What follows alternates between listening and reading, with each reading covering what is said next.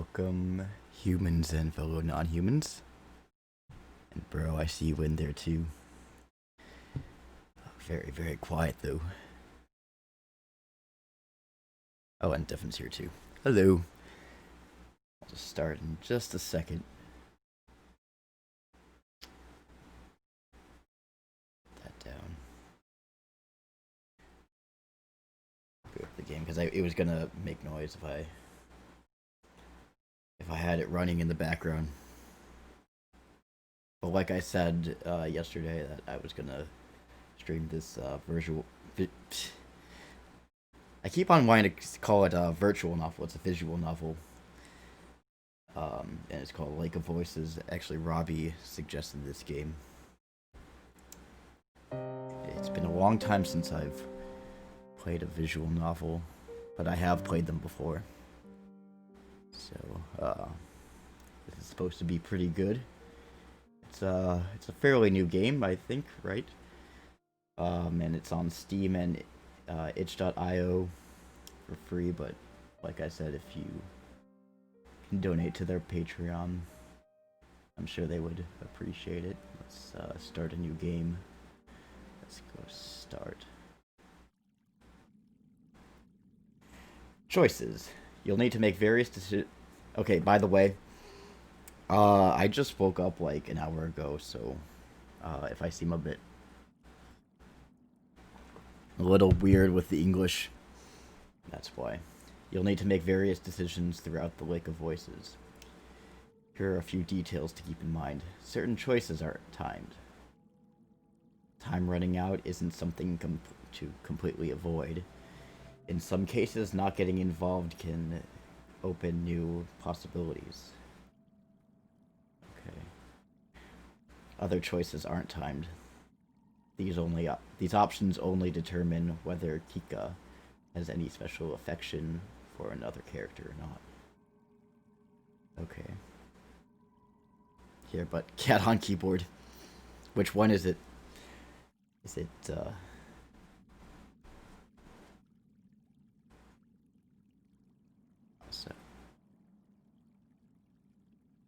Also, of course, dealing with pain. Yeah. Yeah, I'm sorry to hear that. Also, do you like your little gem thing? The gem by your icon? I had to put smudge. What did he do? If you survive until the second night, the story will branch into one of 5 different plots based on your earlier decisions. The other characters cannot manage all decisions in the various plot lines, regardless of what you do. If a character isn't making it, try getting that. I'm gonna read this whole thing out loud. Try getting that plot with a different set of survivors, or having the same group of characters venture through the same other storyline. Becoming closer to someone can add and or remove future choice options and change how some scenes play out. Your decisions to build that connection may go unnoticed by the other characters. Earning the full amount of affection with certain characters can require getting into specific plot lines. Page up returns to previous choice. Okay. There we go. T opens full text history. Okay. Just got in, setting my stuff up. My grip on my lantern tightens as the fog around us thickens. While the forest in this area is relatively safe compared to Sinlos, I can't help but feel my hair stands on the end the further we get. I just press enter. Actually, let's see what options do. Music volume. I can adjust that. I think it's fine the way it is.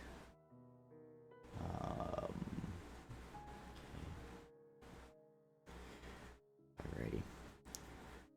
Oh, by the way, this is very forgiving with page up to backtrack. As long as you don't die, you can go back to reselect. But there's... Okay. Okay, so you can die in this game? Interesting. Alright. Keep that in mind. My free... Sorry. My freehand finger is the hilt of my sword. Sorry. Uh... Um... Something akin to a nervous reflex, yeah. Sure. Have you seen it before? Bamel... I hope I'm saying that right. Bamel breaks the silence, either sensing my unease, or assuaging his own. I hope it's the latter. Everyone in the game can die? Oh, okay. Alright, that's good to know. I haven't. I've had no reason to go near this cursed lake until now. What have you? Bamel scratches his chin casually, as though I asked what his favorite food is. Yeah, well, of course his favorite food might be easier to think of. Might need to turn up the volume on voices a bit. Okay. You can't hear it too well? I do have the game turned down a bit. Can you hear it now? I usually turn it down. I usually turn down the game audio because I tend to be soft-spoken. Can hear the game better. Alright. I traveled a long way around it once before. Not so pleasant. Something about it just frays your nerves. Although, even being near it is enough. Okay. So I'm not the only one who feels it. A sense of relief hits me, but not enough to undo the buzzing of anxiety. The lake, sinless. Most try their best to avoid it all their lives. The hundreds who die attempting to cross its unearthly black water, dragged to death by the creature lurking within, aren't a secret. No wonder you were assigned this mission. There are few who've had first-hand experience with this place. Even if from a distance, he'll probably keep being picked whenever they need someone to cross, for however long he's with us. Bamel shrugs, bringing my attention back to the dark path before us. At least we're taking the bridge this time. It'll only take 2 days instead of double that, and the sooner this place is behind us, the better. It would be preferable not to risk it. But time is of the essence. We don't... Oh, sorry. I pressed it too soon. Oh well. One of our allied villages, Hemur, is being harassed by brigadiers. The band of ruffians. We don't have many guards to send as an assist. Only Bamel and myself. The least we can do is arrive before we are too late. It would be of any use. Where'd my mouse go? Fuck, I hate when this happens. There we go.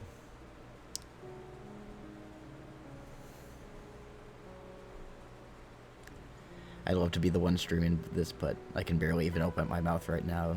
Never mind speak. It's okay. Maybe another time when you're feeling better. These kinds of squabbles happen often, but have to be put down unless they turn into a blood grunge of all-out war. The last we heard, neither option was that far off. I can also see why they chose you to come out here.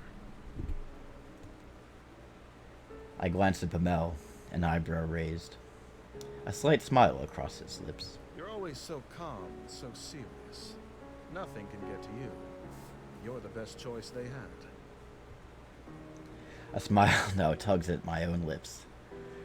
I'd like to thank him, but that wouldn't be so calm and serious just as he described. And if that's how he sees me, I'd like to keep it that way. Okay, I have the cursor showing.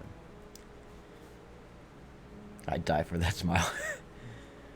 Bro, getting all fanboy in the chat here. My lack of reaction only makes his smile grow, and he chuckles a bit before refocusing on the path. I do the same. It wouldn't be right for me to let my guard down in a place like this. Bemel appears to feel differently, however. You know the town on the other side of the lake, though. Yeah, you're being Fran Brady. It's not so similar to ours. How do you If all gender goes neutral well, fan perhaps personing? we'll have enough time to enjoy the new area. I don't know. I think you kind of hit the nail on the head there, bro. Without it being clunky, yeah. You're being a fan buddy. I don't know. You're being thirsty on Maine.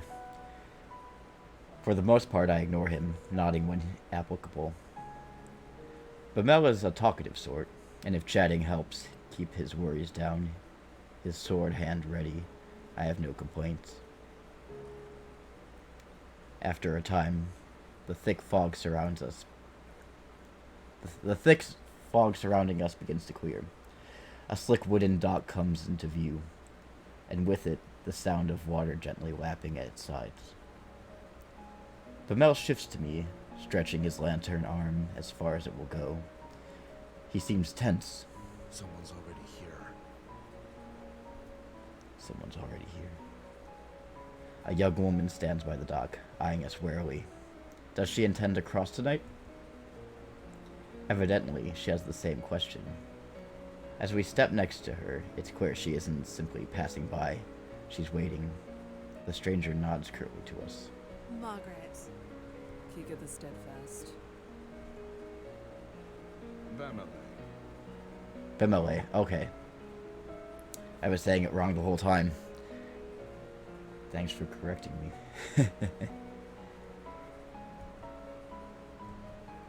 Thanks for correcting me, game. Such a stuffy silence. Margaret turns to gaze across the lake, expression unclear with not much to say. Bemele and I do the same. So was I at first, to be honest. I said how you did. Bemele. So it's three syllables. Yeah. From here, the black surface of the lake looks disarmingly calm. Wind rushes across its surface, a sound like whispering. Yeah, 3 syllables. Though perhaps it actually is whispering. I concentrate, trying to place the difference, searching for breaks and rhythm. After a few seconds, I feel foolish. It doesn't matter what the noise is, whether I hear them or not. We are not alone. The Nixie and I are out there.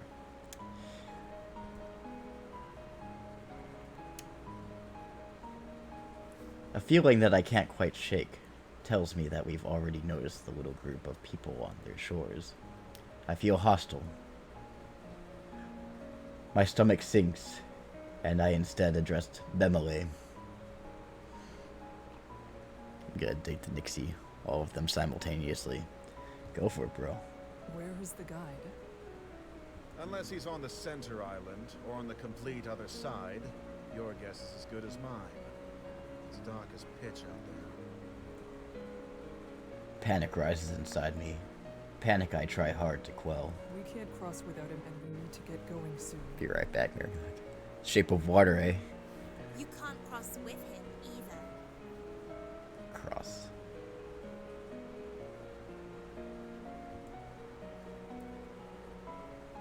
Cross? Huh. Yeah, I guess a little bit. The woman behind us, Margaret, cuts in with something like a snort. What? I was trying so hard to place it. Elves, what are you doing here? Leave us and go back to your lair. I know the guide will be here tonight. I have already made arrangements with him to cross. Maybe I couldn't because Ben is too much of a sweetheart for that to be a fair comparison. I have his word he'll take me today. It would be wiser for the two of you to begin the trip around if you're really in such a hurry. Or you can make camp here and wait for him to make the trip back if you prefer.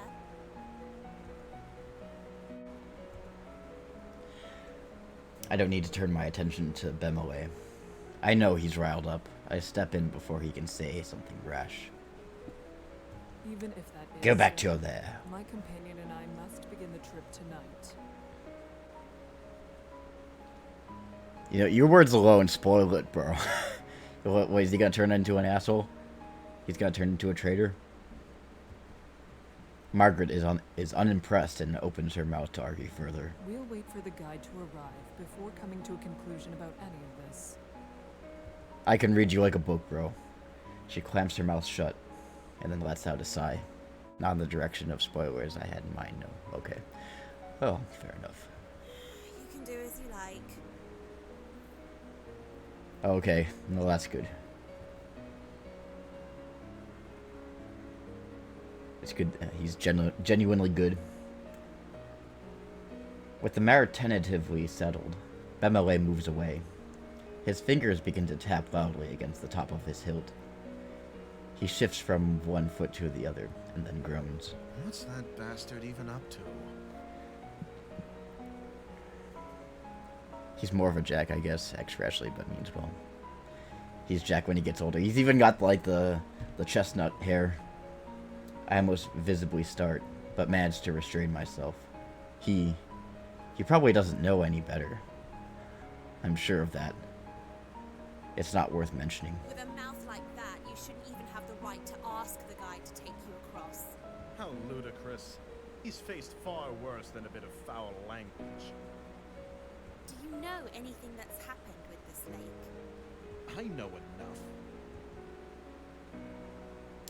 Margaret is clearly not convinced, but she shrugs and makes a show of turning her back to him. The guide's father is Garvin the Exemplar. Garvin never accepted the guide as his son, all the way up until he died in this lake. Your statement could be seen as tasteless. Oh.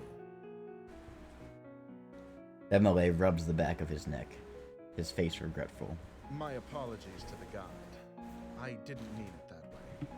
I never knew about his... well, that. I don't care. As long as the chat's moving. You're keeping the blood flowing through it, bro. Thank you. A smile spreads across my face. When I quickly wipe away. He really did just misspeak. The silence slowly stretches between the three of us, growing more awkward with each passing second. Margaret seems irritated, and Bemele abashed. What? No. That's not what I wanted to do. Oh, okay. Oh, okay, here we go. Now we're making some decisions here. You're quite informed, Margaret. I'm sure you're forgiven, Bemele. Say nothing. Yep. And where the donkey leads, the ass has to follow. Alright, bro, you're the expert. What should we choose? Is like the breathe in when you select each option. What did you choose last time, bro? What did you choose so we can not choose that?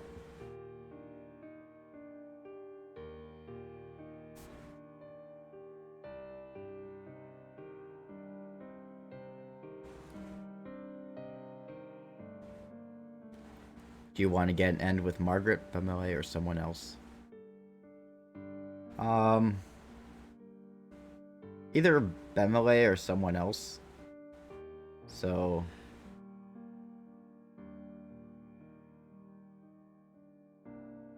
the choice is reflective of affection. Okay. Alright.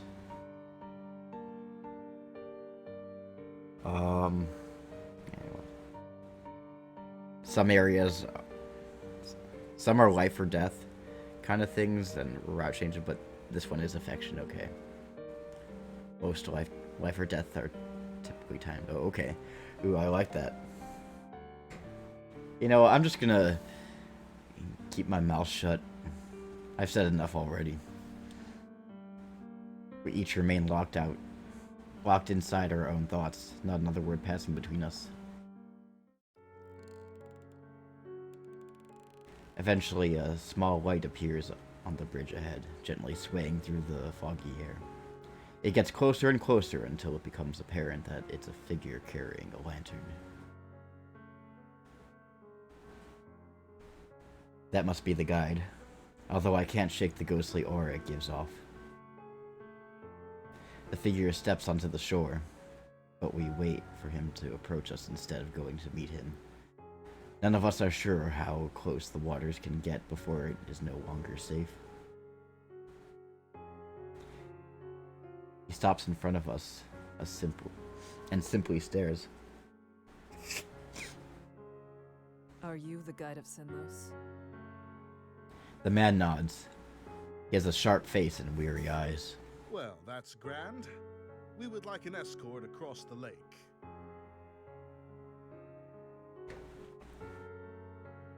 Bemele motions to the two of us. Margaret approaches and strains a smile on her face. Hello, it's good to see you again. I'm ready to cross, as we've agreed upon. Her British accent kind of slipped there in the beginning. The guy turns to face her as well. Face remaining unchanged, it must not be a lie. He would have had to say something otherwise. She really does have the preference to travel with him, and that's a problem. I don't really want to steer you down paths you wouldn't naturally pick because I've already 100%ed it. I know where good shit is, but it's down to the wildly different paths, okay? Is there a way we can all begin the trip tonight? This is my playthrough. Yes, I will. There are many like it, but this one is mine.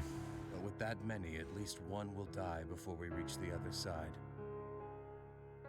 I furrow my brow. It's a disturbing addendum. The one offered with little emotion attached. Bemele glares back, asking without asking what we're supposed to do with such circumstances. You should go around. The sentence hangs in the air, the second half unspoken, if you want to live. We don't have time for that. There are people counting on us for protection. Why does she need to go? Oh, you, bruh. Or you plus whoever else wants to contribute. I can walk you through the more involved paths later if you'd like, but I'd rather you see some without my input for now. Yeah, well, this is going to be the Henry round. Whoop. He jerks a finger at Margaret, whose face contorts with anger.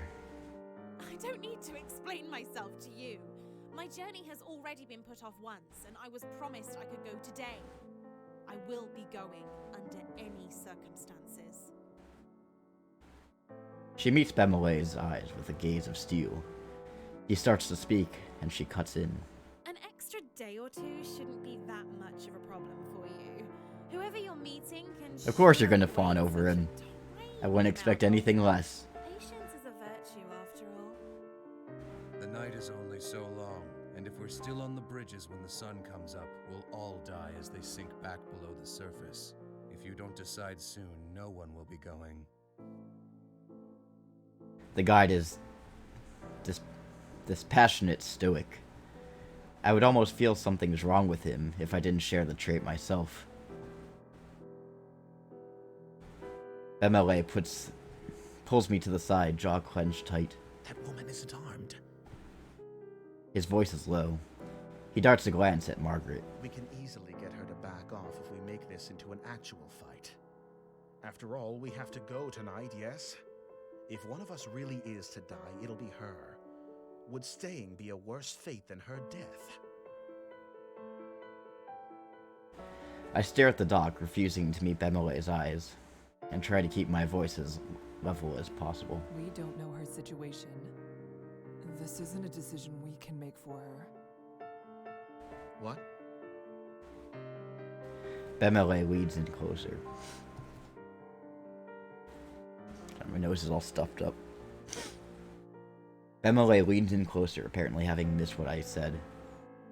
I remove the I remove the sympathy for her in my response when I speak again. The guide won't accept something like that, I assume. His face is grim. Then what else do you have in mind? First of all, you and I cannot split up.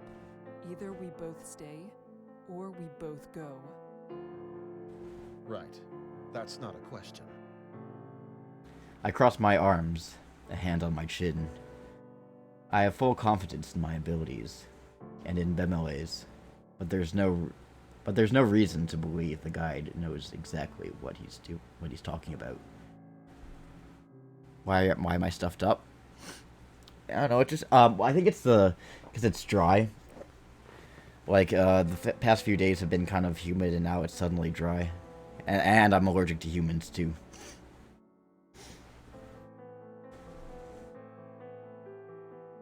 Because it's not like a cold kind of stuffed up. It's kind of like my nose is too dry kind of stuffed up. If we go, he might not be able to give the group's attention we each deserve. That would mean we truly would be putting Margaret's life at risk, on top of our own. You're sure that's not the Rona? Nah, it's actually Algandar's. Uh-oh.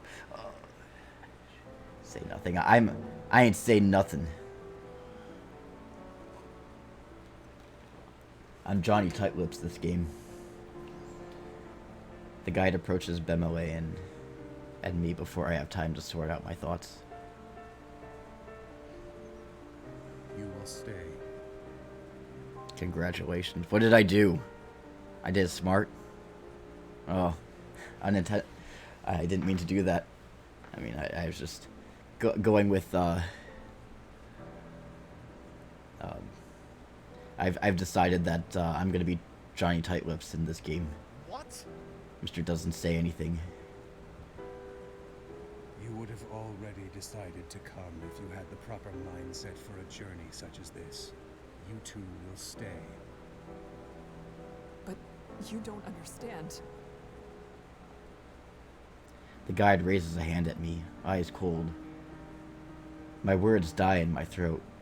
If he decides we aren't fit to cross, how could we persuade him otherwise? This is bullshit. Oh, he said a bad word. And we know more of what it means to be One hell of a guy. in all their life. You two will stay. He did. Bemele's muscles tense, and I put a hand on his arm. He trembles slightly, but beneath my fingers, his hands curling themselves into a fist. But he doesn't say another word. The guy turns around and heads onto the bridge. Margaret, uncomfortably looks from the guy to us. Goodbye. Excuse me. She steps onto the bridge after him. Bemele sighs, the anger releasing from him as they disappear into the fog. Farewell. Be safe. We reached Hemer. We reached Hemer safely, though it took much longer than we could have liked. Much of the village had been damaged or destroyed. It was my fault for taking so long. I did all I could to aid them in defending their town and repairing what could be salvaged. Bemele was disheartened by how little assistance we were able to provide. However, he could not deny how fortunate we were to have both made it at all, especially after we caught wind of the report given by the guide to the elders for the night. Hemer? Okay, so it's Hemer.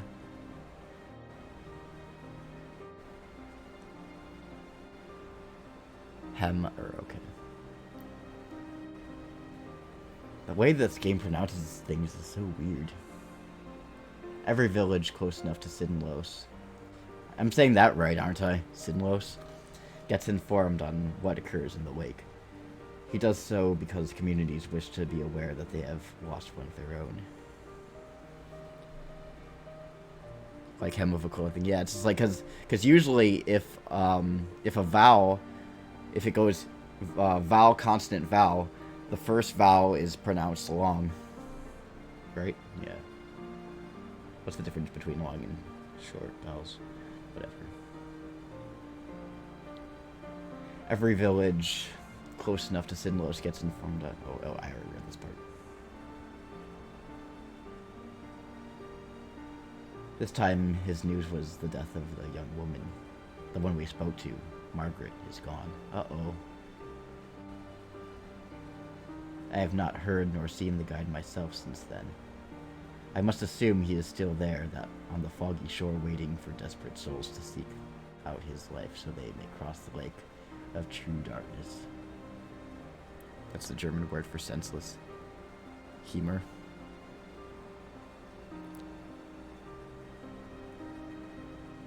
Hammer. Okay. Yeah, I get you. I would not say one thing until the characters and then... Okay, thanks, buddy. Yeah. I wonder if the people who made this game know German, or if that's their native language. Although I regret not being able to do more to protect these people. No one admonishes me for it. They seem sure that I did everything possible. I hope it is true. Even if I cannot bring myself to believe it. They have to. Hammer. Yeah. Yeah, I can see that being pronounced that way in German. Hammer. Soon, Bemele and I will return home, and we once again will take the long way around. Okay. Sinnlos. Sinnlos.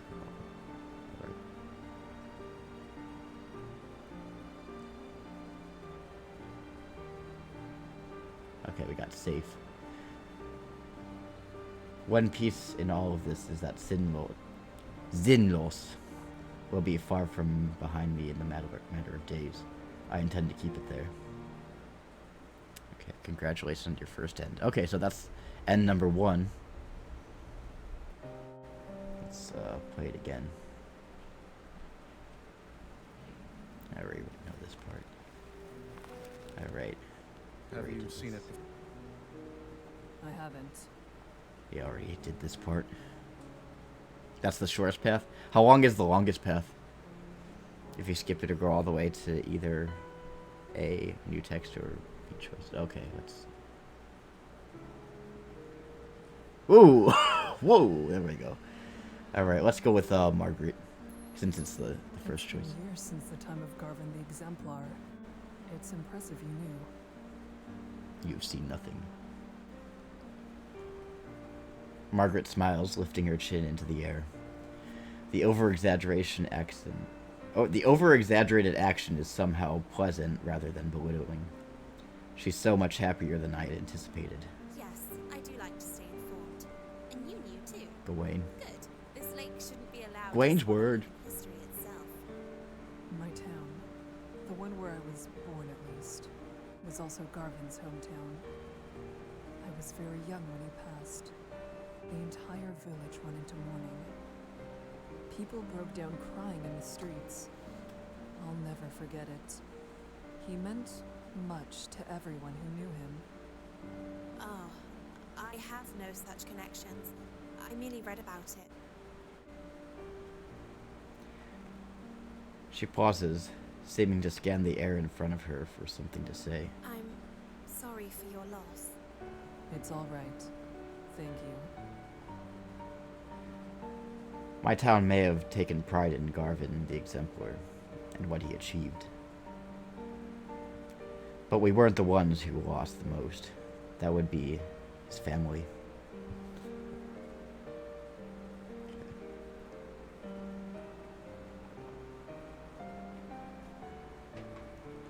We each remained locked inside our own thoughts. Not another word passing between us. Eventually, a small light appears on the bridge ahead, gently swaying through the foggy air.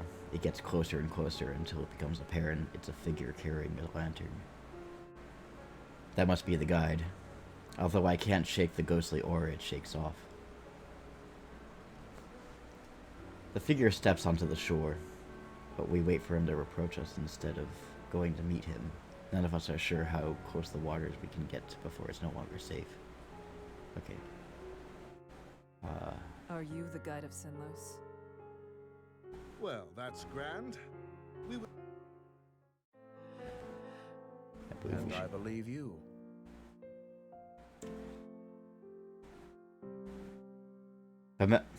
Sorry.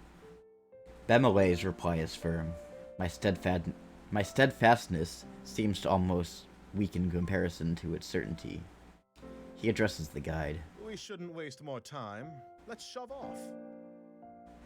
The guide slowly turns around without even a nod to show his agreement. Margaret stares at Bemalay and me, something in a resolve in her gaze. Then she follows after the guide. At least, she didn't insist we stay behind. We should do what we can to protect her. It's our fault she's being put in even further danger. Exactly my thoughts. We will take care of everything. Maybe I'm being naive, but I have no intentions of letting anyone fall victim to this lake tonight. Those monsters can starve. Then perish. He turns to follow the others across. You were absolutely being naive, Ben. I love you for it. I will protect everyone in this trip. I will. I will make it through this. I then step onto the... Okay. I then step onto the dock and join them. As soon as I step onto the wood, the temperature drops. The light in my lamp shines against the water's surface, as reflective as a mirror. Until we reach land again, death is only one small mistake away. We fall into line, with the guide leading the way. Margaret stays close to him, and I behind her, watching to make sure she doesn't slip on the slick, wet wood. Bemalay brings up the rear. Each of us hold our lantern in front of us, but it does little good. The fog is thick and night is impenetrable, consuming the light as if hungry for it. Above the surface of the lake, it's deathly quiet. No longer is there the whispering wind, nor the sound of water lapping against the shore. It's just our own mismatched footsteps, and the sound of my quickening breath. My eyes drift back to the lake, against my better judgment. It's no wonder there's not even a sound of water. With how still the surface is, it seems almost sturdy, with a sheen of black marble floor. I've heard rumors of water of Zinnos is heavier and more difficult to disturb than natural water. It's very murky water.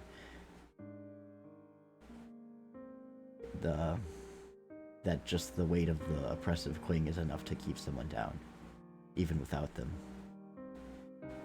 Even without darker than the abyss.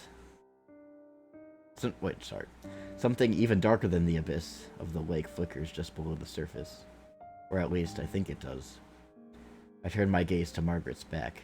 It's better to stay focused. Fall back a bit. You're following me too closely. Stop riding my ass!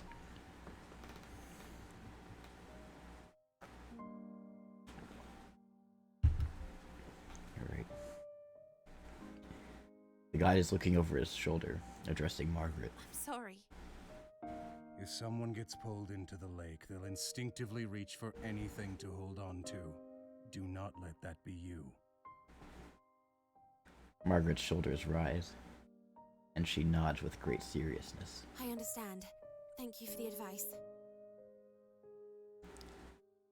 Keep your Algandars off me. Yeah, right. Don't forget social distancing, right? He ignores her gratitude. You can speak amongst yourselves if you so choose, as long as you pay attention to where you're going. There is no worth in listening to the sounds out there. If there's anything at all, it'll only be Nixie trying to set you on edge. All right. Then, could you tell us your name?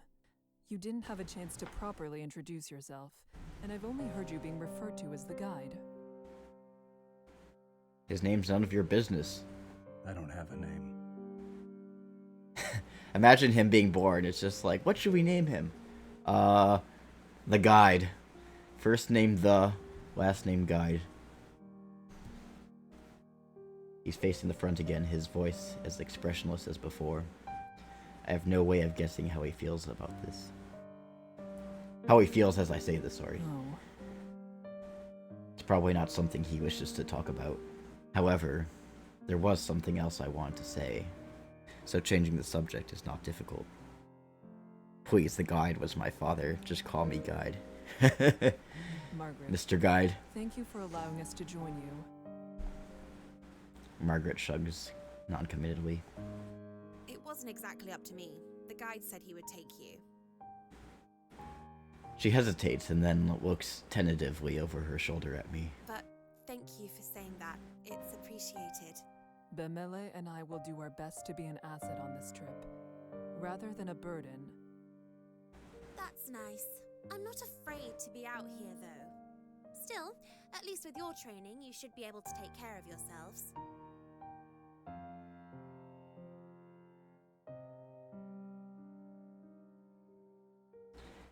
It's comforting to know that everyone here is so confident in their abilities.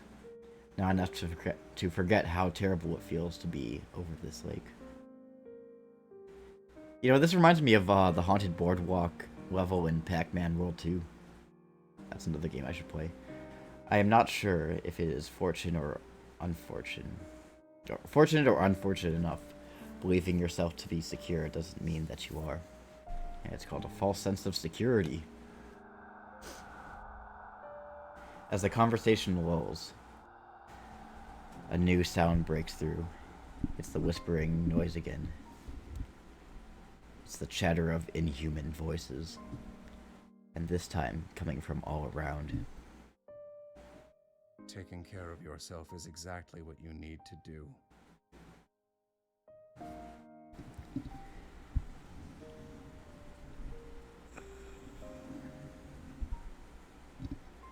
The guide is speaking again, except louder, as if to cover the Nixie's voice with his own. Work to survive at all costs, and hope that everyone around you has enough sense to do the same. Margaret nods in response, but I hear a grunt from behind me. Groups tend to go further when they work together to achieve the same goal. The guide doesn't say anything in response to Bemele's grumbling either. I'm not sure whether he didn't hear Bemele, or whether I just didn't feel his statements are made thus far are worthy of addressing. I have a feeling of the latter. We go around the large bend in the bridge, part of it forking another way. I wonder how the guide knows which one of these is essentially identical paths is correct when something in the corner of my eye catches my attention. I believe I saw something over there. Keep walking. No need to worry. I just felt my neck crack. The guide's voice is calm and level. I decide against pressing the issue, not wanting to set everyone even more on edge. What did he say? Perhaps not wanting the conversation to be caught by the guide, he speaks softly, although I couldn't quite hear him because of it.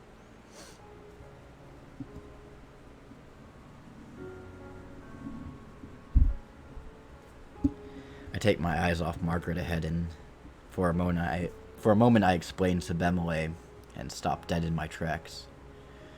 Only one word is able to escape me in this stunned state. Behind.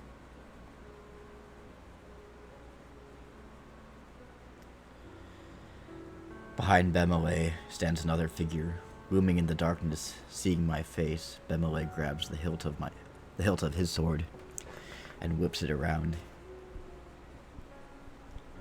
Then he staggers swiftly backwards. Several meters away, a crooked, twisted black figure hobbles its way toward us. Some kind of liquid drips off its head, curling around the edges of its face. It almost looks like it's crying. It's a re-dead. There are no cats in America. And the streets are paved with cheese. Bemele backs up until he's standing beside me. The figure continues its slow advance, head jerking from one angle to the other. What on earth? It's one of them. Yes, Nixie that stumble across the bridges looking for opportunities. The guide is standing next to us. I didn't even notice him approach. The ones that can make it out of the water are generally referred to as prowlers. I had no idea things like that were out here. Is that what Kika saw down the other path? Most likely. The guide says nothing, instead returning to the front of the party. God, my nose. Margaret watches him pass. Her frustration morphs into nervous optimism when something seems to come into her mind.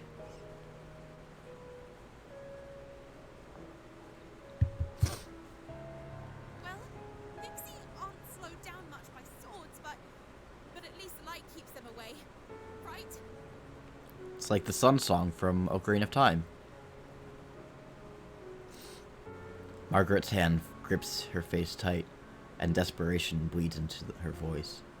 I bite the inside of my lip. Direct light will force it to return to the lake. However, it'll try to drag the light, or you, down with it before it goes.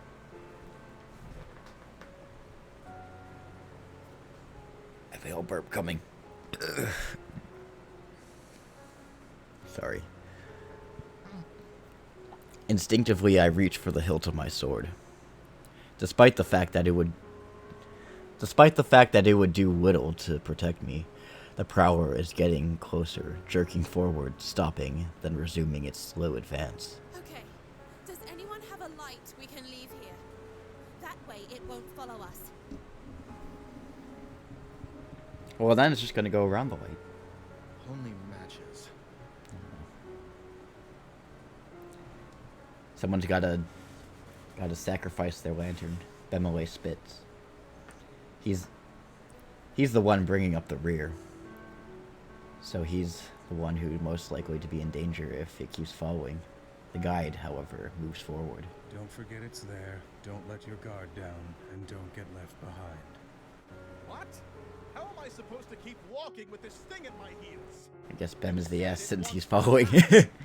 Where the donkey leads, the ass has to follow. What? Okay. Don't give it the chance. Bemele sputters in anger, and the guide summarily ignores him. I solidly grab a hold of Bemele's upper arm. Here, I'll lead you like this. Bemele eyes the guide with unresolved hostility, but allows himself to softly sigh in relief. He gazes at me with fondness. At least there's someone I can count on. Despite the fact that I'm going against his advance, the guide says nothing more. It's clear now that he doesn't give a damn what we end up doing. Some part of me is glad for that. Dreamboat Bam. Bam Bam. I want to help everyone make it through, and it would be worse to have to persuade the guide every time help was necessary. Kika, thank you. Bemele placed a gentle hand on my shoulder. Bae. I did this for you, bro. And he gets all blushy faced. Alright, fine. This is gonna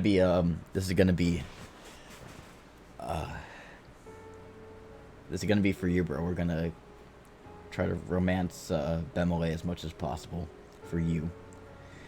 I feel Bemele start as I reciprocate his touch, but just as quickly as the smile replaces his shock. Well, imagine my shock.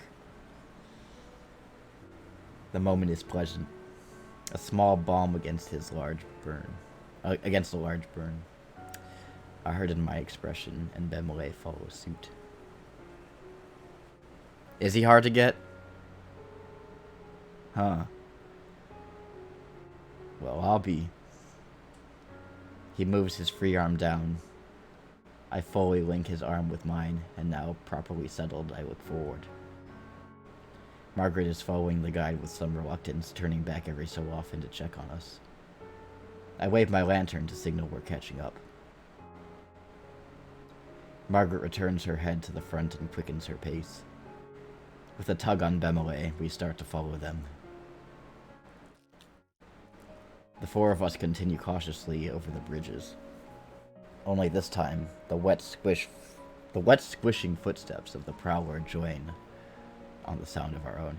He just wants to come with. He wants some friends. In spite of myself, I grip Bemole tighter.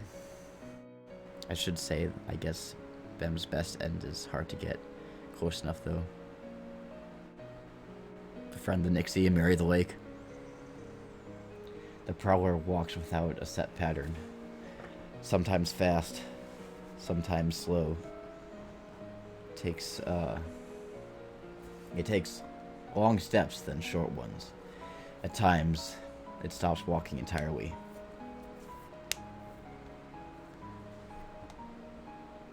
Does it hurt to be out of the water like this? Or is it trying to be difficult to read? Suddenly, the whisper... Well, maybe it's an amphibian. Maybe it doesn't mind being out of water. Suddenly, the whispering of the lake grows louder. I steel myself, trying not to let it get to me. The most important thing in a situation like this is to remain calm. I can't lose my head. Then, all at once, I notice the guide and Margaret have come to a halt. Bemole, they're stopping. Bemole slows down, as do I. And as we near Margaret's back, she says something akin to distress. There's another one. I tug on Bemole and he understands. We draw up close to Margaret, and ready to protect her if need be. But the guide holds out a hand. Don't get any closer.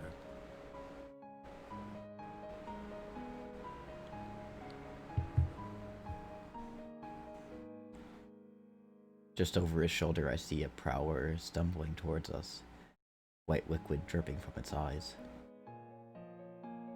The guide's hand turns over in the air, palm up. Give me a lantern. We'll throw it. Margaret extends her own with a trembling hand when Bemole speaks instead, his back still turned. If you have to take someone's, take mine. Yes, an extra light won't do us much good when we're standing this close together. Margaret takes Bemole's lantern from him, guarded relief displayed on her features. Thank you. She hands the lantern to the guide, whose hand grips it tightly, knuckles growing pale. Stay here. I can't throw it too far. The light will blow out before it reaches the Nix. He steps closer to the monster, his movements light and confident. As he nears, the prowler starts to back away. It is only approaching the light that's making its Is it only approaching light that's making it retreat, or are they afraid of him? The guide is far away from us. The fog is partially obscuring him. Hiding his movements, the voices from the lake grow louder and louder. Suddenly, water begins to splash across the lake, in the distance, and onto the edges of the bridge. They want him to mess up.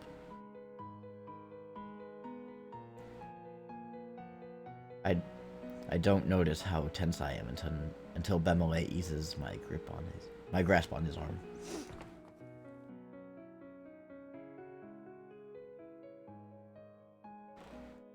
Then suddenly, the guide takes multiple long and fast strides forward, throws the lantern, and jumps backwards to regain the lost distance. There's a sharp hiss, and then a deep splash. And the voices of the Nixie grow quieter, but not silent. But quieter. A sigh escapes me, and the guide comes back to our group. We should keep going before it comes back. I glance at Bemele and realize he too is looking relieved at the guide before us. And then I see it. Oh! The first prowler. It's still there. It's right there. I guess I have no other choice. I shift around, pulling Bemele behind me. The prowler lunges after him, barely missing Bemele, but striking my lantern instead. The fire goes out, and the two of us are plunged into an unearthly darkness. Oh, letting time run out is a choice? Okay. Well, that's the choice I made. Then there's the slick splash. I realize the Nix has... Is it the Nix or the Nixie? I realize the Nix has retreated into the water. Oh, I think Nixie is the plural. Okay. The Nix has... Okay. Yeah, Nix is singular. The Nix has retreated into the water. Somehow, Bemele and I are still standing. I mean, I guess it doesn't really make sense to say Nixes. That sounds a little weird, Nixes. We're still here. Kika, thank you. I can't respond. Something cold, wet, and slimy grabbed my ankle. Ooh. Fuck off. I kick my leg out as fast as I can. And the Nix holds... Nix's hold slips. Fuck, my nose is getting all stuffy. I can't pull with the momentum, and I've gained against it. Margaret rushes to my side, her lantern hanging out towards the Nix. The light brushes its face. We see for an instant. It's wide, and then it slides back into the smooth surface of the water. Bemele grabs Margaret and I both, helping us towards the center of the bridge and cussing under its breath. I only looked away for Under his 1 breath. second. It's fine, Bemele. We're all fine. Are you actually alright? I've had better days. Margaret cocks her head down, examining my ankle, but there's nothing but a wet smudge around my trousers. I am fine. I say that, though I don't actually want to let go of Bemele. I need to, in order to relight our lantern and provide us actual safety. But I feel such a strong desire to not be alone in this moment. I shake my head roughly and let go of him, relighting the lantern as fast as I'm able. Kika, thank you. Wet Again. smudges. You saved my life. I won't let this happen again.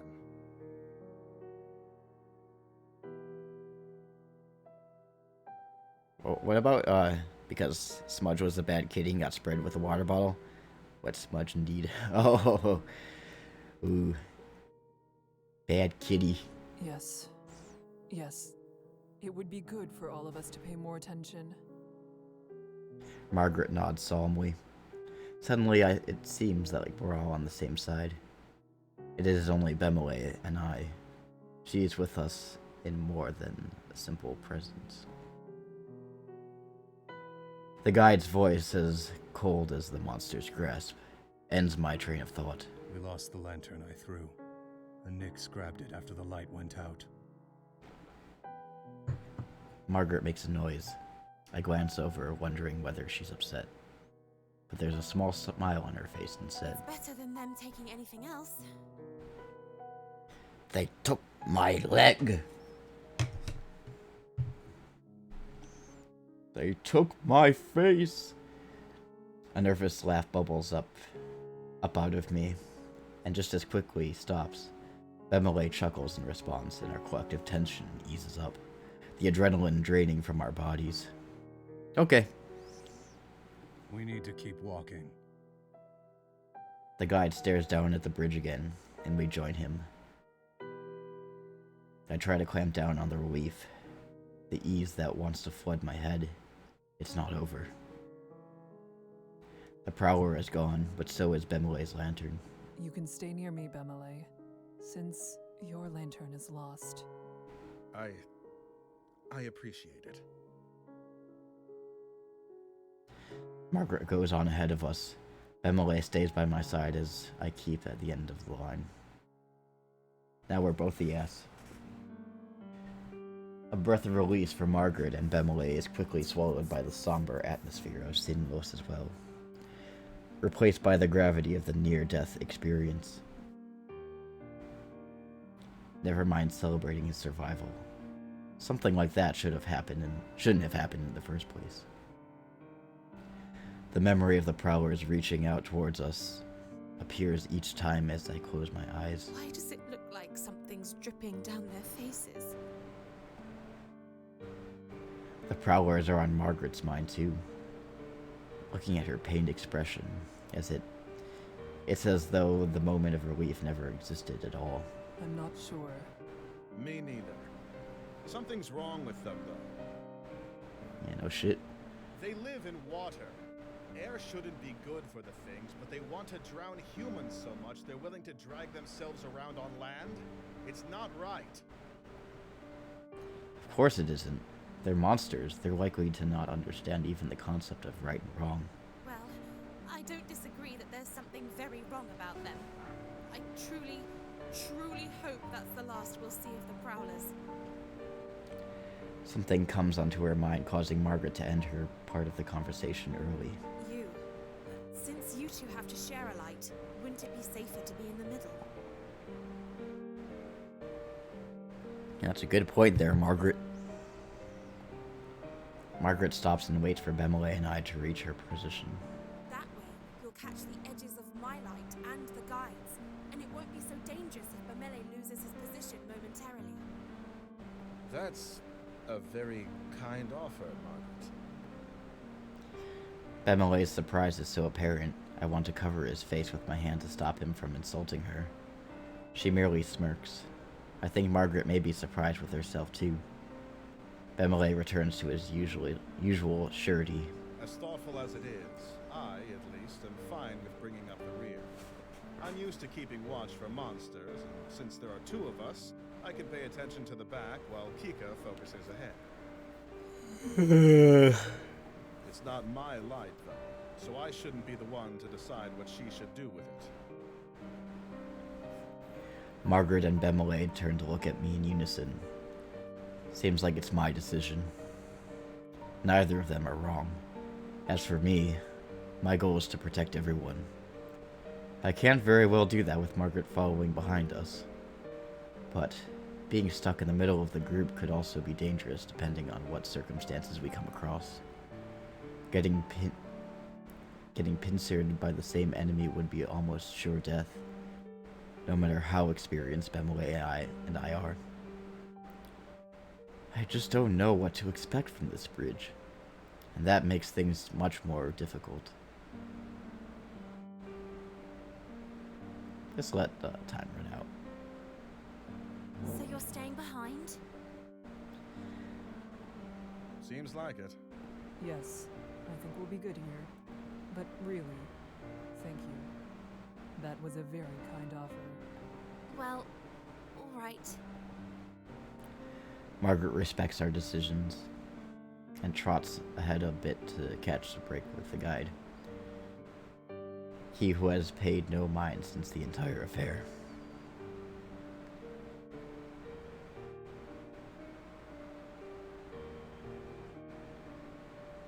Hello.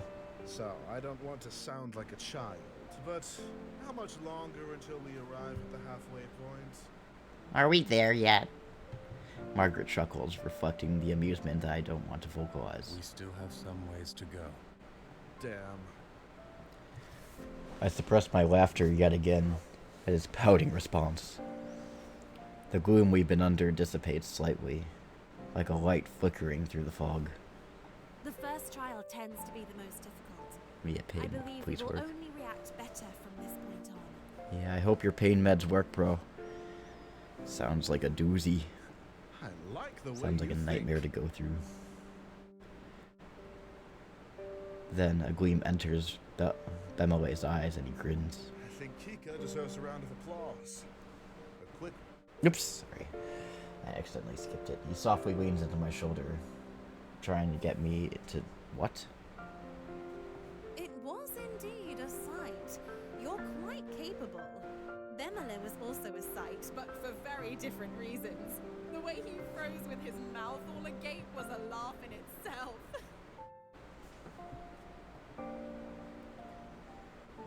Bemele shakes his fist at Margaret in mock anger, then shoots me an affectionate look. You should know, she and I are usually on equal footing. The only reason you had footing at all is because she pulled you back. Bemele laughs self-consciously, scratching his head. That's very true. You can always count on Kika. I keep my eyes steadily ahead, unsure of how I should respond. I'm pleased, almost grateful to hear what they think of me, but I don't know what I could say that wouldn't seem pathetic. Instead, I contribute the best way I can. I keep my focus on the path ahead of us. I don't say shit. Without a response from me, the conversation quickly dies out. Still, it eases my heart to be on such friendly terms with my companions. Aww. After some time, I notice Margaret isn't keeping up with the guide as much as she was before. I realized it's because the guide has increased his pace.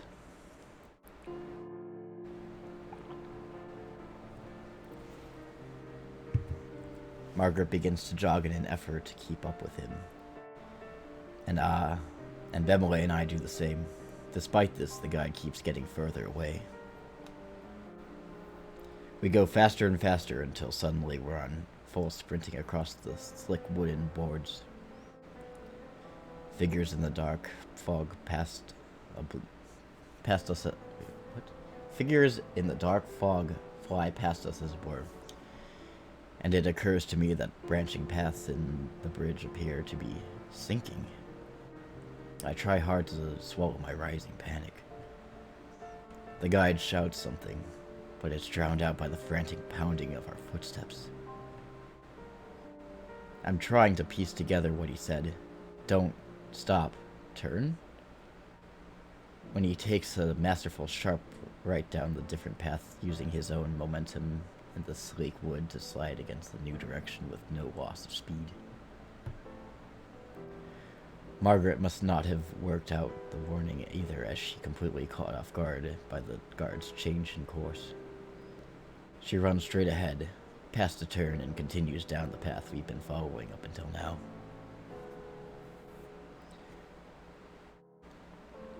I just realized how badass that would look in context. Goddamn it, guide, why you gotta be so suave? Yeah, right?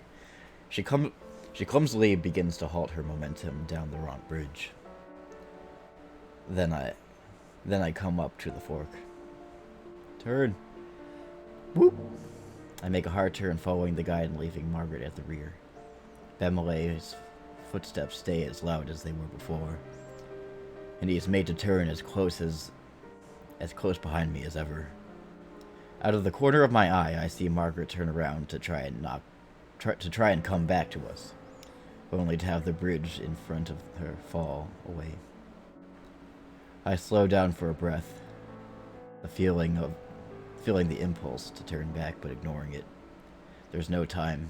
Margaret can make the jump, and then she'll rejoin us. I keep my eyes glued to the guide's back, ears perked for Margaret's footsteps approaching behind us. And then I hear it. A scream. A whip around us, sliding to a stop. Margaret is sinking. The bridge she is on is sinking into the water. She's disappearing. She didn't jump. What are you doing?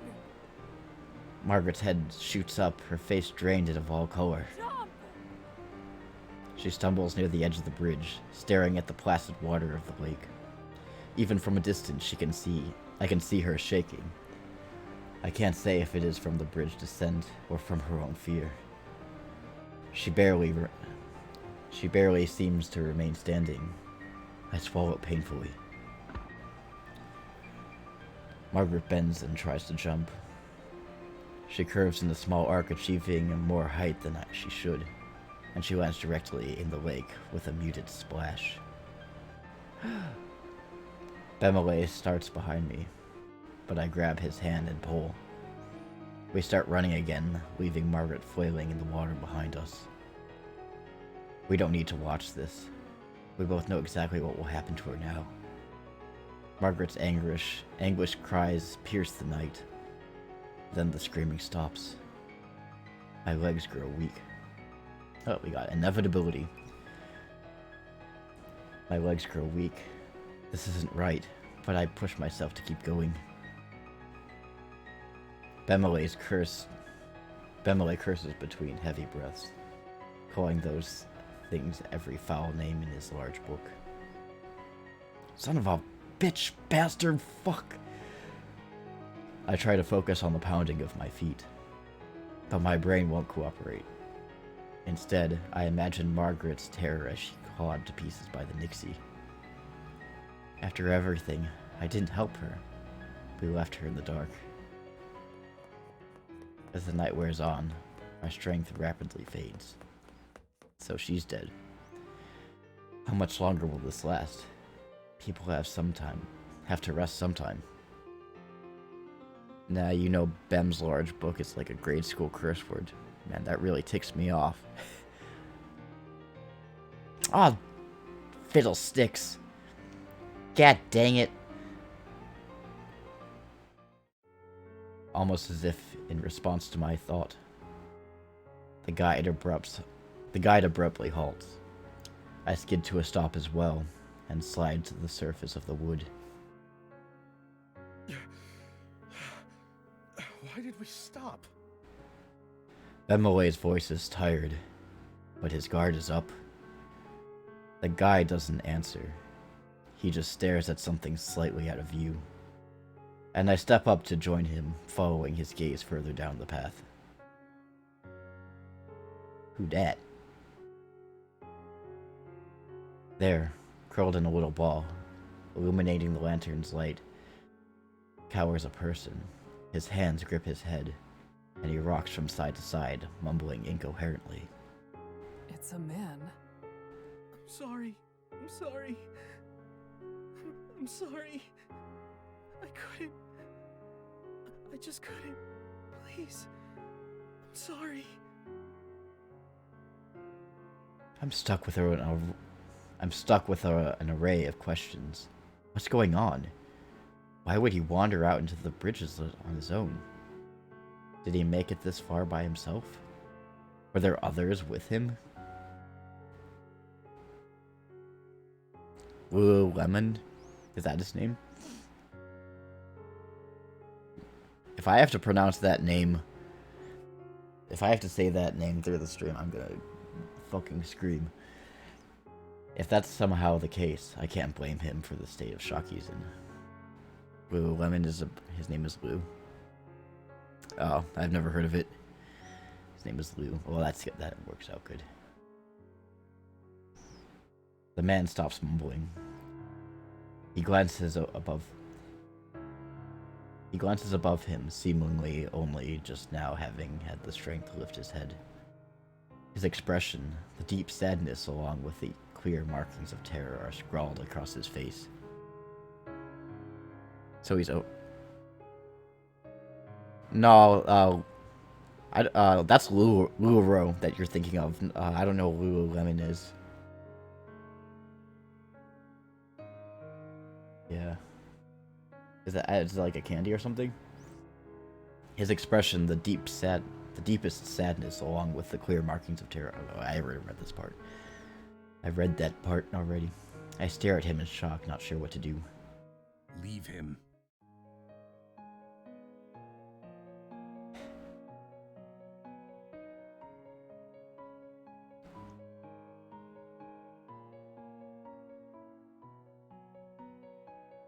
No, that's Lululemon.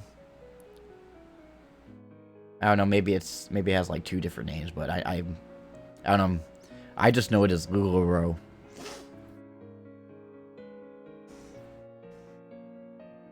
I snap my eyes away from the man instead of it's that pyramid scheme thing, right? Yeah. I snap my eyes away from the man and insist that the guy's cold, implacable face. It's like the Mary Kay of yoga pants. They're both different companies. Okay. Both equally shit. Fair enough. He won't make it regardless. It's kind of interesting that they have very similar names, sell the similar stuff, and they're both. I wonder if they're in some ways like related. I don't know. It's kind of like Carl's Jr. and Hardee's. The guide turns to look at us. His eyes seem to glow from the closeness of his lantern. For the first time, I feel uncomfortable in his presence. Whoever shelters him will only risk dragging themselves down with him. Leave. I glance at my partner. Bemele is outraged. I'm trying to think of some kind of compromise when the guide speaks again, his voice cutting.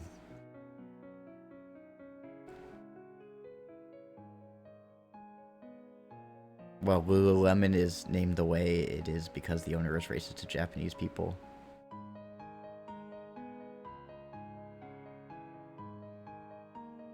Oh, like, so he purposefully named it that so Japanese people would have a hard time pronouncing it, or what?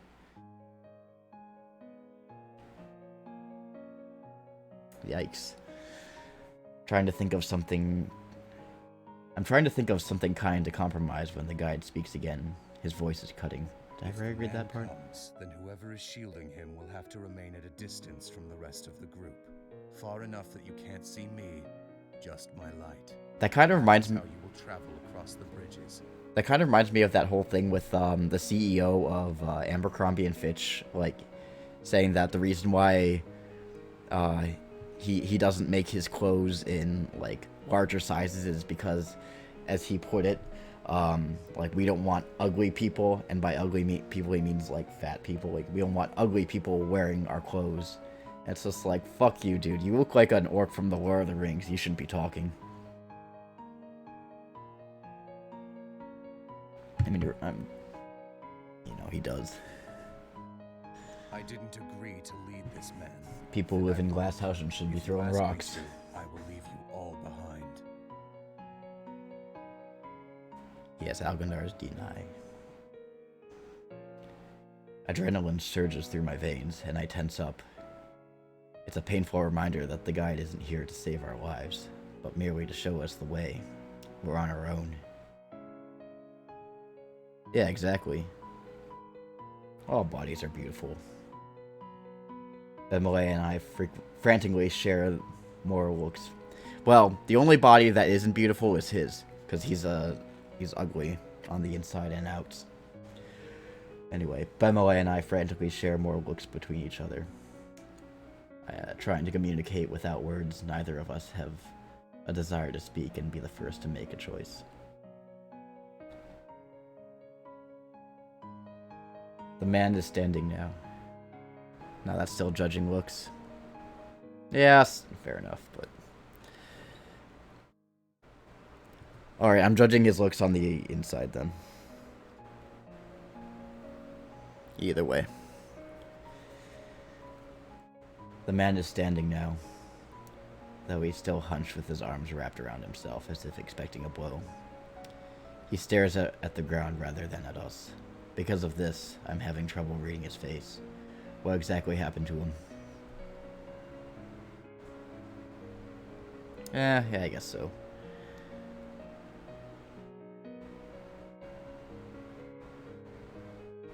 Yeah, I mean, that is a fair assessment. Do you know where you are and why you're here?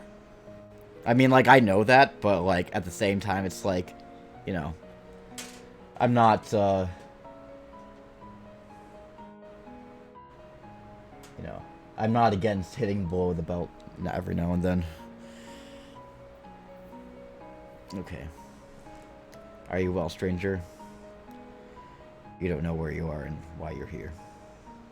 He glances. But, like, the thing is, like, it's not even really, like, a quality that he has. He really does look like an orc from the Lord of the Rings. Like, he looks like, you know, one of those guys who just he tries too hard. He's an older guy, but he tries too hard to look young. I don't know. There it is. Okay.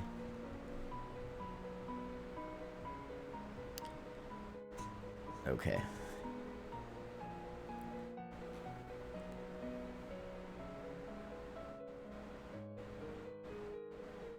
I'm not. I got lost in the chat now. Okay, he glances up, not at me, but towards me, his eyes resting somewhere near my collarbone. Hey, my eyes are up here, buddy boy. I'm fine. You all can go on your way. Forget you even saw me here. Okay.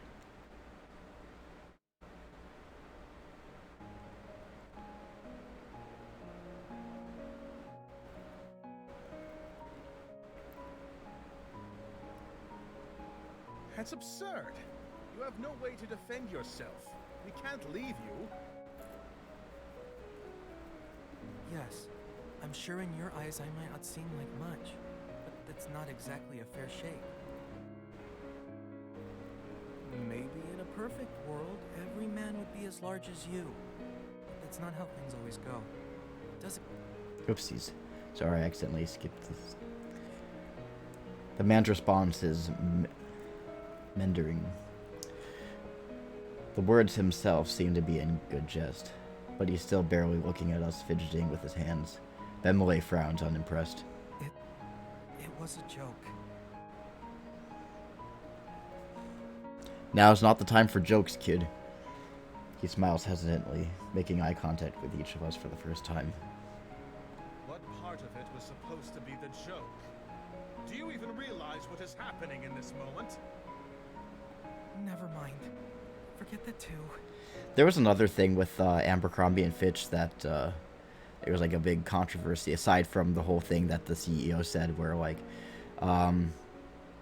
it was like this thing where like they wouldn't hire black sales representatives, and if they would always make them work in the back, and if they weren't working like the sales floor, they would send them to work in the back whenever the CEO would come.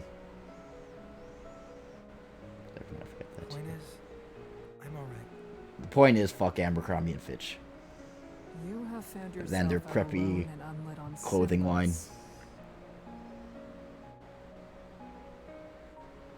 Selling their expensive ripped jeans, even though you could just buy a regular pair of jeans and rip them yourself Exactly. for much cheaper. Something must be wrong with you. Oh no, sounds like you've been talking with my father. He lets out a weak little laugh coupled with an eyebrow raise, voice trembling. No one really knows what to make of this. You hear about how the staff were supposed to cut up pants that were... Oh, yeah, I heard about that. Yeah, they were told to cut up, like, old clothes and stuff, because, like, that kind of goes along with, like, the other thing with, like, well, we don't want ugly people wearing our clothes. Like, they didn't want their clothes to be worn by, like, poor people or homeless people. So yeah, fuck them. It's just more reasons for you to hate that company. He lets out a week. Okay, I already read that part. The man gives a small wave and begins down the path we came. And that class is bitches. They're fucking assholes. That's not even the right way. It is for me. Oh? You must have come quite a ways if it was the other shore you started on.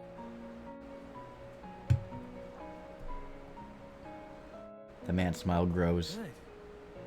That's not so bad.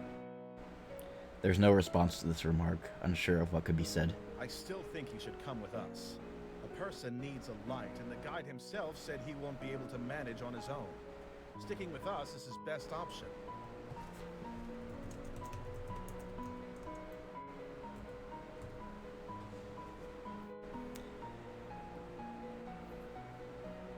I look over the man's body, noting the scrawniness of his limbs.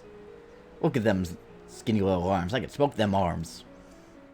Scrawny, but not necessarily lacking in muscle. I can relate. The bravado he was showing us as he tried to leave us had faded yet again, and now he's standing quietly, looking at us as if watching a play. Interest, but no true connection to the events. It's easy for you to say such things, but whose light are you offering? I forgot who was saying, something about, like, some guy who had skinny arms. He's like, look at them skinny little arms. I can smoke them arms. Who said that?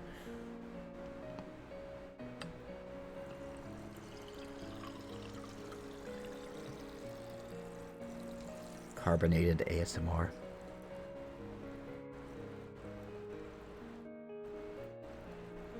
I don't know if you can hear that.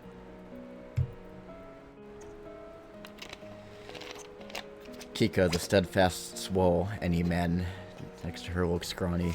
Except maybe Ben, but she's still got the best.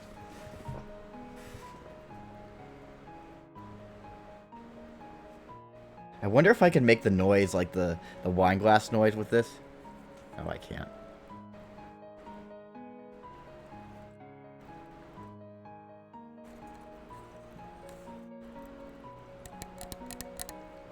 Oh. This isn't even real glass. This is fucking plastic. I had no idea. No wonder this thing never breaks whenever I drop it. Oh, well. Oh, you can't be holding it?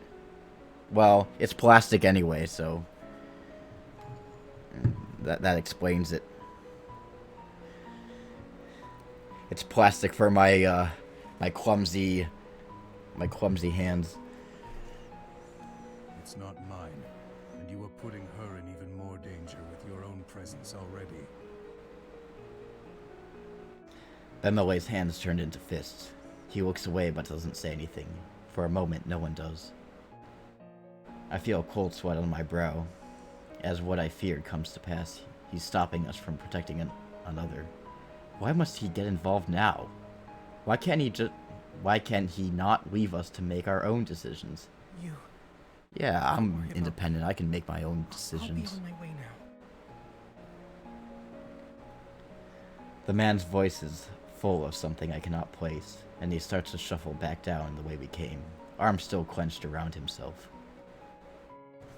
Still, I got this tea too.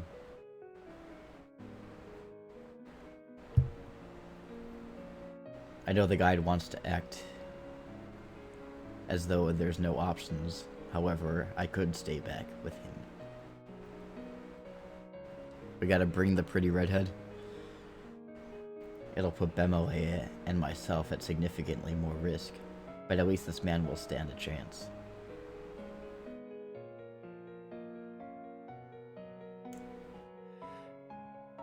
Do nothing. I don't know, whatever. I can't risk it. Bemole stares at the man as he leaves. We both watch him drag his little frame down the bridge and quickly fade from sight. Uh-oh. You let him go. Oh, well. Uh-oh, and my mouse froze. Wake up, mouse. Bye, Lou. We had to let him go. We've already suffered the loss of one of our own. Alright, bye-bye, expensive leggings. Uh-oh, is it buffering? Maybe I'll slow down for a bit. The space the man vanished into is dark and silent. We can see and hear nothing of him. Not even his footsteps. Rest in peace, Lululemons. The guy was right. There are no other options. Rip in fucking pieces. Rip in pepperoni. Well, this is what I have to believe. We need to get through this somehow. And being weighed down with guilt will only distract us. The guide starts moving again at a quick pace. After a moment of hesitation, one last glance into the truly lifeless fog, we run to catch up to him. We walk onwards in silence. Our party hasn't changed, but the stranger was never added to it. So it's not as if it makes sense to miss him. But there's a sense of loss at the time. Wait, there's a sense of loss all the time. all the same. Sorry. No one even attempts mirth. I keep thinking I should have done more. I should have pushed the guide harder to change his mind, so it was less dangerous to keep the man around. Something. Anything. But I have to let this go. I'm not going to forget that man. I'll never forget him. But we need to get through this. I curl my hands into fists, hoping I'll strengthen my resolve. And then I push forward. We turn down a different path, and the guide stops. Ooh, spooky, scary. Ahead of us stands the group of prowlers. At the sound of us, they turn their heads in unison. As if they knew they were coming, I inhale. Oh, yeah, I should probably save. I wasn't sure if this game, like, auto-saved, but it just doesn't, we know. Because we got spooky, scary skeletons. The prowlers wriggle somehow, their skin moving more slowly than it should, sliding across their skeletons. They laugh. We cannot lose another lantern at this point. We're almost to the island.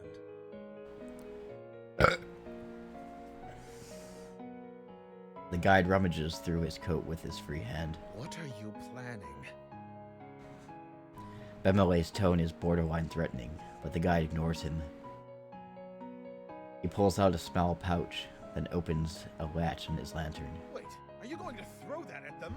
What if the bridge sets on fire? It will. We're going to run. This is insane! These bridges are hellish enough without them also being on fire. The guide in this moment channels Nogueira. Set it on fire.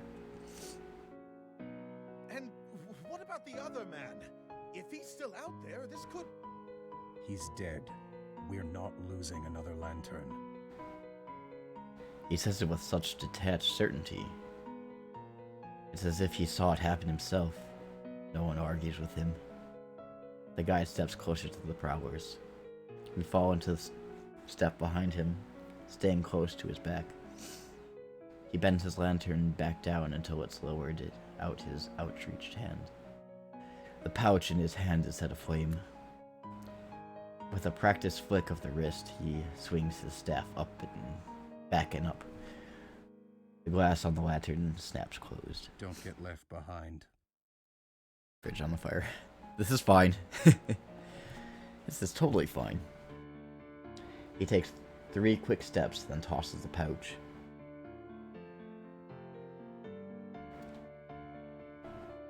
The prowlers are back in the water before the pouch even lands. As soon as it does, the fire starts to lick and curl itself around the wood. The guide breaks into a sprint, and so do the rest of us. The blade grows despite the heavy dampness of the lake. These bridges aren't normal bridges. Of course that's true. Nothing here is right. Hopefully they won't collapse with these flames. Well, that's what's gonna happen. We stay on the guide's heels, almost too close for comfort.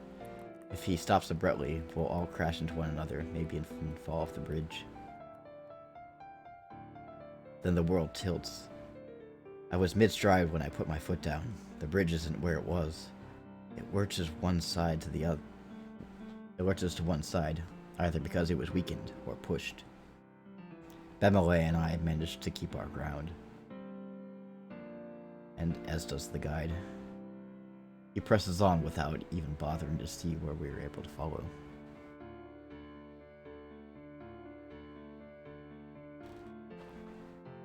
Bemele growls in frustration as we push to keep up with the guide's pace. As our storm of feet thunder across the boards, the silver begins to rise into view just above the edge of the water. It's the island. The island? I squint and I make out a craggy forms of land and earth. I see it. We're almost there.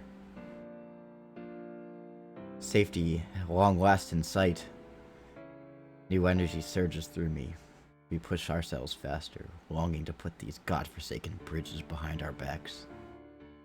All at once, the bridge ends, and our entire group rushes ashore. Earth, solid earth, a haven from the water. I catch my breath while still moving even further away from the dark shoreline. I can't believe we actually made it. Even more difficult than the idea that we're only halfway done. Oh. When night falls once more, we have to do it all again.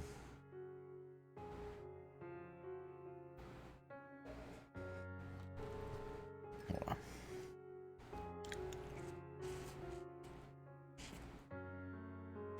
Get rid of this damn tea bag. A heavy arm falls across my shoulders, and I strain to see Bemele's smiling weary at me. Good work out there. It's not the usual commendation of a job well done. There's sadness, perhaps even sympathy in that sentence. It ends flatly. Usually, Bemele comforts and good nature gives me at least the urge to smile, but right now it feels like a hollow victory. Sad Bem. Despite having the comfort of one another, we were incapable of doing any true good. We were only able to save ourselves. A quiet moment passes between us. And then, the guide is there. He moves so smoothly that his steps on the soft sand are nearly silent. And his dusky clothes blend with the thinning of the night.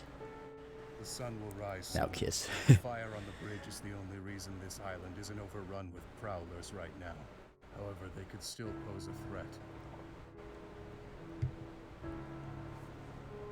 Bemele levels an empty look towards the guide. Is there something we should do? Come. The guide takes us to an area a bit further inland, but not too far from the water.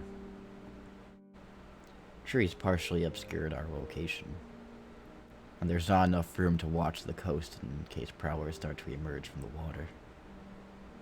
Essentially, it's a place where an ambush would be hard. Sorry.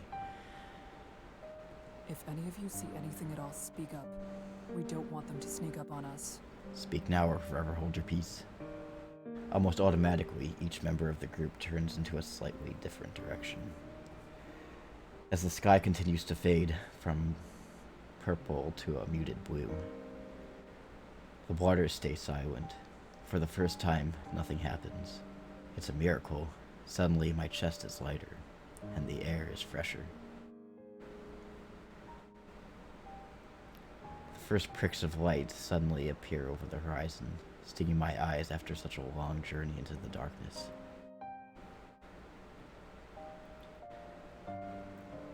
A sound catches my attention, and I move focused towards its location.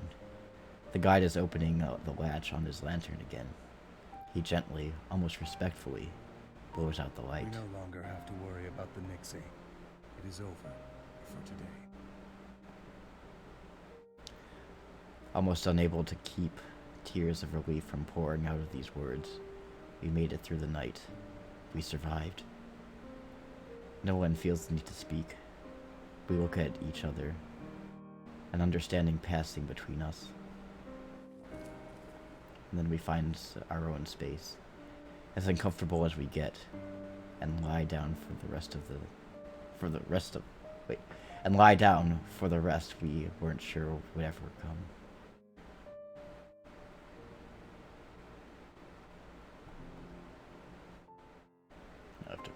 I'll have to press that to advance it. My eyes slowly blink open, and readjust to the brightness, what little there is.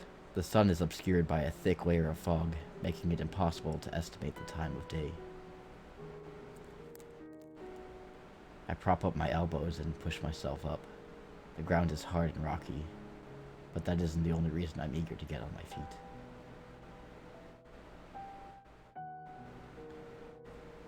I check my surroundings. The harsh craggy earth on the island is interlaced with twisting vines and gnarled branches.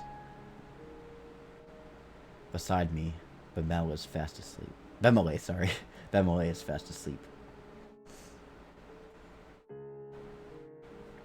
The guide, however, is nowhere to be seen. I realize that I don't recall him laying down with everyone. He likely left us hours ago.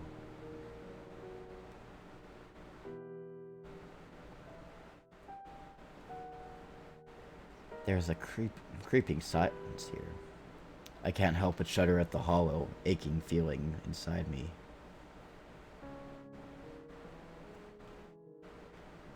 I didn't want a third wheel on whatever's going on here. What? Okay. I can't help but shudder at the hollow, aching feeling inside of me. It refuses to relent. I shift my weight back and forth, unsure of what to do with myself. The guy didn't, hence he left. Oh, okay. Okay. Okay. Memories of last night's harrowing journey flicker through my mind. Bemele awakes suddenly, rising with alarm. But how are they gonna have a threesome? And Annette ain't gonna do it now. My mouth opens, then shuts. And after a few moments of fumbling, a word finally escapes. Hello. Bemele gives me a gentle smile and makes his way over to me. Morning. A pocket of quiet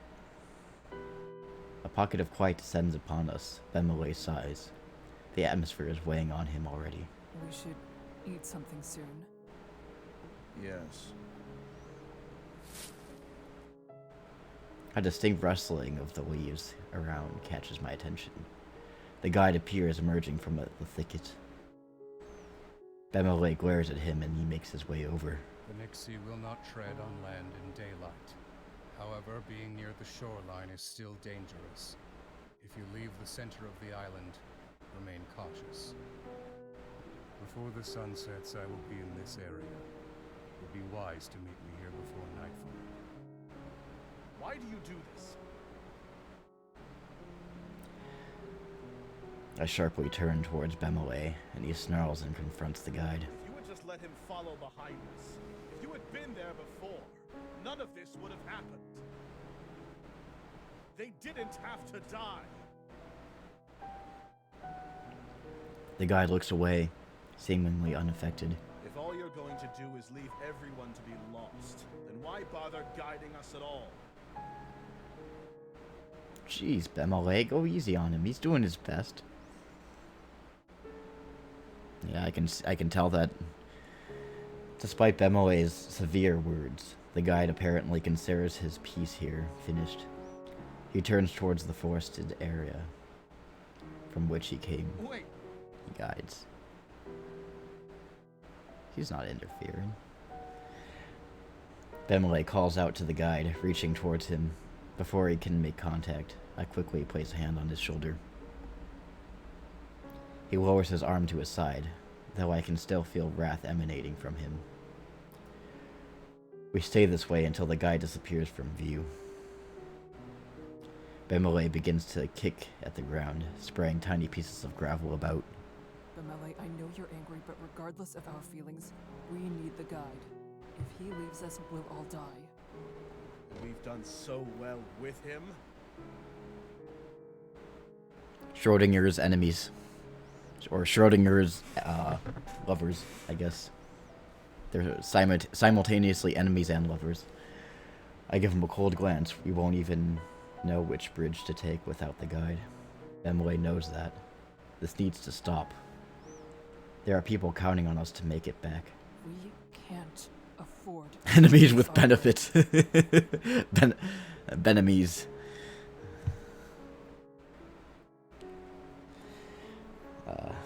We can't afford to lose our way. The anger etched into his expression fades into sadness. I can't stay here right Quietly, I speak.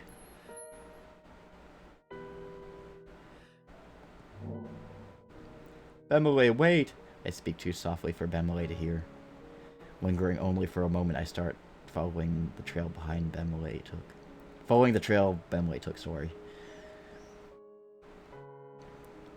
This is actually literally a thing in this one spy plus supervillainy kind of VN I played. It doesn't take him long to notice that I'm here, and he slows his pace and I can easily catch up. We fall into a step short. We fall into step for a short while, neither of us speaking.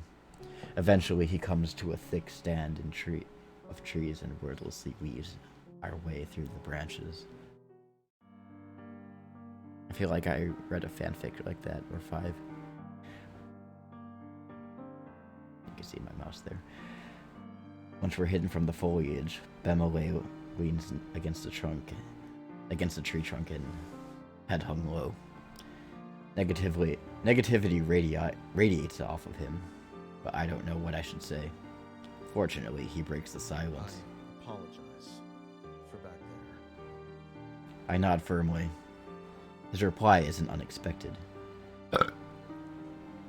For as long as I have known Bemele, he has a tendency to let his temper flare and then regret it later after processing his thoughts. I know that dealing with these sorts Moody of Bems. situations calmly is part of the job. I cannot tell myself everything is fine. Bro over None here of it ruined with his foul matters. language. Sorry. I'm sorry. It's this carbonated water I'm drinking. Sure, I can feel something without it being anger, but I've not figured that out either. Sometimes it be like that. Rather than speak, I try to listen as supportively as I can, while Bemele continues to argue with himself. He sighs while pensively rubbing the bridge of his nose. Am I simply being foolish? Would it really have been so harmful to try and help someone else instead of focusing solely on oneself? It looks to me like we're telling ourselves these lines to avoid responsibility. I don't know. It's possible you helping would have worked better. It's also possible it would have been worse. Bemele stares across the empty waters of Signos. I want it to be clear that I have not forgotten that those people across this lake are depending upon us. Not for a moment. But would they want us to be so focused on them that we should turn a blind eye to others right in front of us? Even if they would, does that matter? We are more than weapons. We are people. Do we have to cast that aside? Turn away from our fellow humans just to achieve a so-called greater good? Fellow humans. It is not as though this village is a haven of saints. They are only as worthwhile as we are. And Human versus non-human path choices. Are they? I don't know.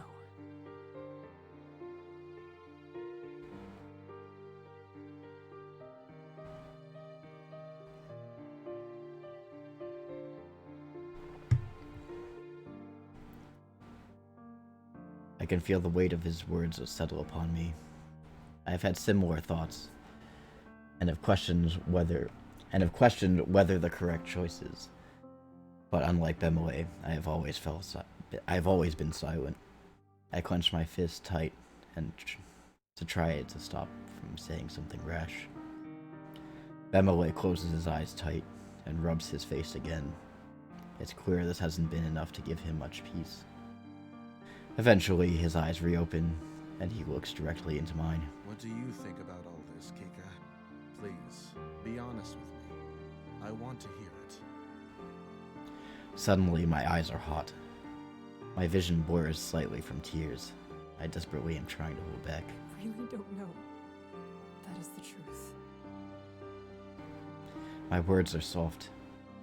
Whether he heard or not, the look on my face is enough to garner attention. His eyebrows shoot up in response. He walks over to me slowly, concerned. Kika, what is troubling you? I don't have the answers to what you are wondering. Who are we meant to protect? Everyone we can? Whoever we're told to serve and no one else? Just ourselves?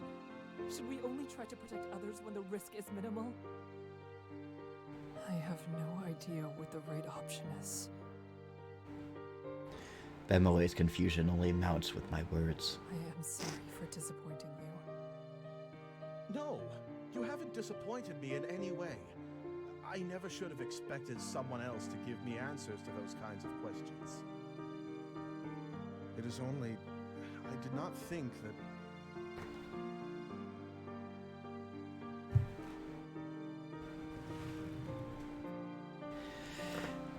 Sorry.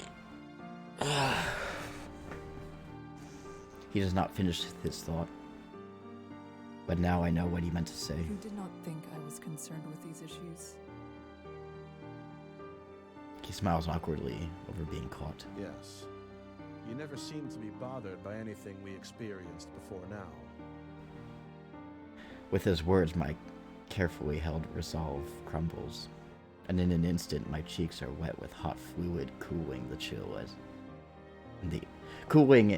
in the chill air as it slips down my face. I've always cared. I've always been afraid and confused, but I have kept up a... I stop and gasp for air, my throat almost as tight as when I was running across the bridge. a farce of strength in order to get by. I breathe deeply with relief, terrified and lightheaded from my confusion. Bemole's voice is as delicate as flower petals. Oh, flower petals, eh? I had no idea. How could I not have noticed? Because I did whatever I could to make sure no one did. I have never wished to appear weak in front of others. But the truth is, I barely get through each day. I often feel overwhelmed with sadness at all that we have experienced. Bemole gently placed his hands on my shoulders as I try not to sob wildly. Chica, I truly apologize for all the thoughtless things I have said to you. I shake my head, sniffling. There is no need for you to She's big, apologize. tough goth girlfriend. Big titty goth girlfriend. He smiles, the warmth almost enough to make me forget the damp. I beg to differ. I have failed to treat you right. You have always been respectful. A person needs more than respect from their comrades. They also need support. I have never... The same Oops, could be sorry. said for me. Nonsense. I You accidentally. have listened to my rambling on more occasions than I can remember. Though I admit my memories may not be there due to being drunk many of those times. Hey, Devin. This guy he's like, what's his name? Jarvis. In that moment, I am Ben. Rambling. Bemole laughs at himself while glancing in my direction to encourage me to do the same. His comforting words make me smile, and I feel my tears finally cease to fall.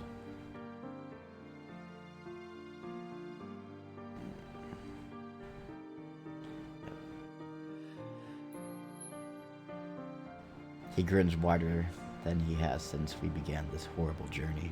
You have my thanks. And you have mine. Abruptly, his expression becomes a serious one. I will come to answer these questions someday. But no matter what I decide, I will And my still bow. trust in your judgment. I fear I may not live up to the belief that he seems to have in me, but I nod firmly.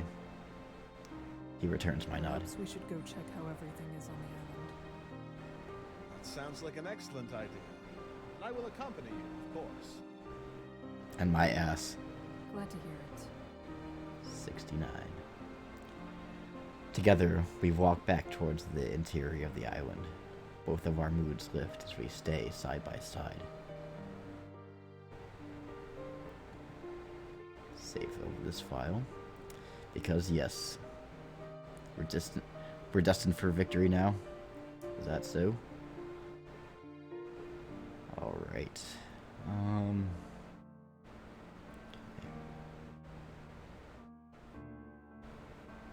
Well, it is starting to get to be that time of night again. We say our goodbyes and I talk about what I'm gonna do next stream. which at this point I don't really know. But we'll figure that out when the time comes. I won't be able to stream tomorrow because I'm going to be busy with shit that came up. But for those of you who are still watching, well, I'm gonna try to stream on Sunday if I can. But I don't know. At this point, I'm just trying to find. I'll exit out of this. I'm gonna try to stream whenever I can find free time to myself. But in the meantime, I'm gonna send you guys over to. Let's send you over to. I'm gonna send you over to Anthony's stream. His stream is called AC Photo 13. Right now he's playing Spirit of the North. So, for those of you still watching, if you guys want to watch that. Yeah, anyway. I understand if you're off to bed, but probably gonna wander soon, restless and in pain. Well, that's fine. Well, I'm gonna raid anyway, so whatever. It is what it is. And as always, hope you guys have a good night, and I'll see you next time. Bye.